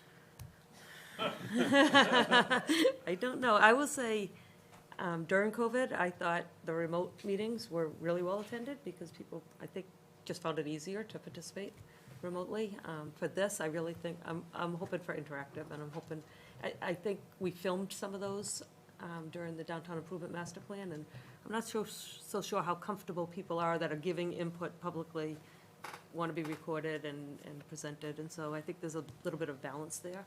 Yeah. If this was going to be more presentation style at the beginning, it would warrant just film the presentation side, then the breakout sessions in the past we haven't filmed. Yeah. This just isn't going to be very presentation oriented, and so I've opted for in-person. Yeah. So, And I understand that the Great Pond Road purchase has been completed, it has been completed. and that a steering committee is being appointed, is that? So the next step is to appoint, I think, a 7-member steering committee to ultimately propose the use of the property. Fantastic. Fantastic. Okay. Can I get a motion to approve the meeting minutes from August 23rd? Motion made. Second, please. Second? Second by Alyssa. All in favor. Kelly? Yes. Alyssa? Yes. John? Yes. Peter? Aye. And I vote yes. Can we get a motion to adjourn? So moved. Motion made. Second? Second. That was a question. Question mark. Kelly? Yes. Alyssa? Yes. John? Yes. Peter? Aye. I vote yes. Thank you all. Good night. Good night, thank you. Good night.